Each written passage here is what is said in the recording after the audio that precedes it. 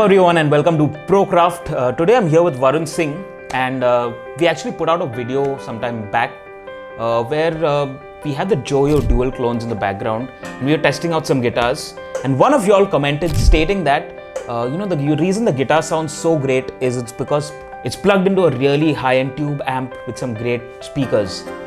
Now in that video, actually we weren't plugged into the amp.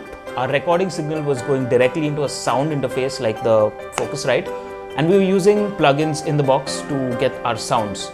However, that comment made us realize that, we might want to talk about the importance of a great amplifier in your signal chain. The logic being that when you plug your guitar into an amp, that is the final point in your signal chain, after which it's captured from a microphone and sent out into a recording console or your PA system. Makes it the final piece in your puzzle. And there is this constant debate about, should we get an expensive amp, should we just get a cheap amp? A lot of people tend to focus on the guitar itself and think that, okay, if I get a high-end, really expensive guitar, it's going to work for me. But that's not the case. The amplifier is what defines your tone. If you go look at historically, you've heard of Marshalls, you've heard of Fenders, you've heard of Vox, Mesa Boogie, dual rectifiers. Those amps have distinct sounds, and there's a reason why guitarists always go for these specific amps. In fact, you have certain amps that are modded, like the Dumble amplifiers, very specific sounds associated with a certain artist. And these artists have gone on to make, Grammy award-winning records based on the sound that comes off of those amplifiers.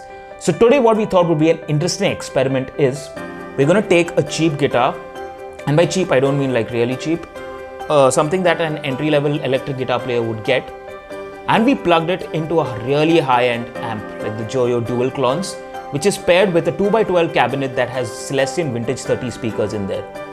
And we recorded that sound and we tested it against a guitar. That's the SEIB 998, which is a high-end guitar with high-end pickups, really high spec, and we plugged that into an amplifier that's fairly inexpensive, which is the Joyo DC15S, which you would categorize as something like maybe a practice amp. It's a really small, low wattage amp, and the results speak for themselves. So you're now going to listen to what these actually sound like.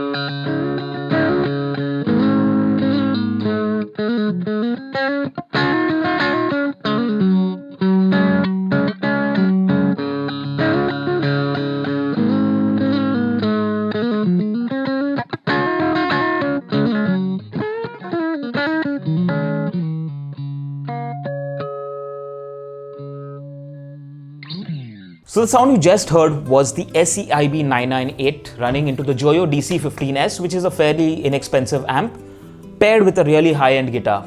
So Varun, what was your thoughts on when you just played that combination? Yeah, my reaction was the guitar is great, but it's coming out of an amp this small with not enough power. So the final output, you have a lot of gas going on here, but finally your sound is coming out of a small speaker.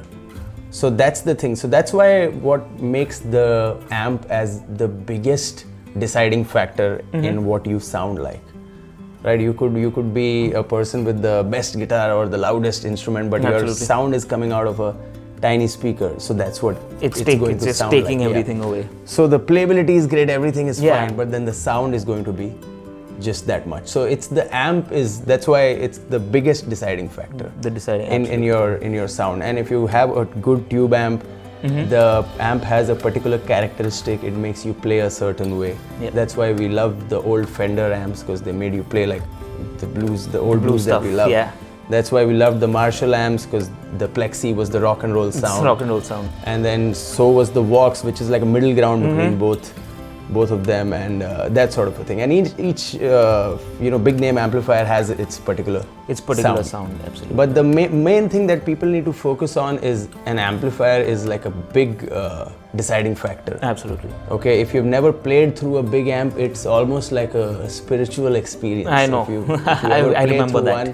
The hair on your hands will stand up. Okay, it's that important to at least experience it and to have it, to have that experience basically, that what it sounds like. In that manner, that's why when we had this conversation, it's however expensive the guitar is, coming out of a small speaker is always going to sound like that. Like that. You could have like the most affordable guitar here. Yes. Okay, as long as it's playability is fine, you're not fighting the instrument, but you have a good quality tube amp. Yes. That's going to be killer. Like exactly. Because your sound is going to be this big. Yes. It does not matter if you're playing a guitar with even like 2 strings on it. 2 strings on it. Okay. That's completely fine. Yeah. Alright, so what we're going to do now is plug in our ST30. If you all are familiar with Stridum's Magna by Stridum, the ST30, a real hero guitar for a lot of entry-level guitar players because of the cost factor. But at the same time, it's got an incredible sound to it. It's not the kind of guitar you would associate with an entry level, but at the same time, the amp that we've plugged into is a Joyo dual clones, and that's paired with a 2x12 cabinet by Joyo, which has Celestion vintage 30s. Now that rig costs more than 10 times this guitar, believe it or not. But if you hear the sound on that, it's going to sound much better than this really expensive guitar with an amp that's half the price of the guitar.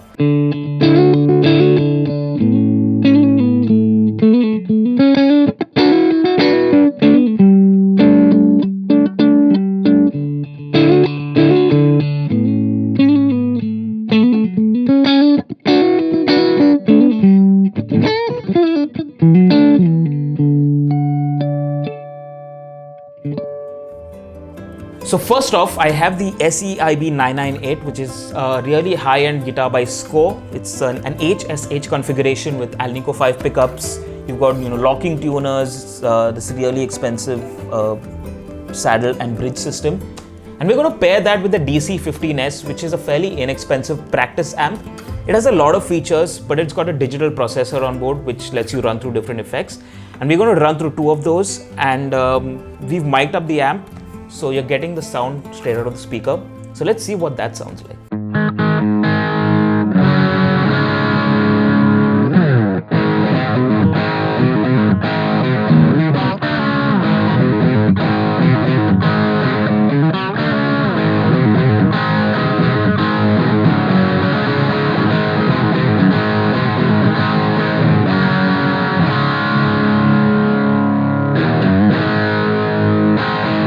Alright, so we just heard the 2 combinations that we had, expensive guitar versus on an inexpensive amp versus inexpensive guitar on an expensive amp. And I hope that clears the doubt for y'all. And in fact, a lot of popular guitar players, whether you talk about Red Shell, someone like Rick Beato, in India we have Warren Mendonça, you'll see in their backgrounds, when they make their videos, there's a whole bunch of amplifiers, tube amplifiers in their background. And the reason for that, and they've spoken about that as well, the guitar sound that we're familiar with from the 50s, right from the 50s going up to the 80s, the 90s, they all have these massive tube amplifier sounds, and that's something that we've grown to love because of the organic nature of that. That's something you don't necessarily get with the digital technology, but at the same time, we opt for digital because of convenience. So it's a bit of a balance that you want to create between both. And the whole idea of this discussion was just to see how it fares when you use an inexpensive guitar versus an expensive amp, because at the end of the day, you want something that sounds good.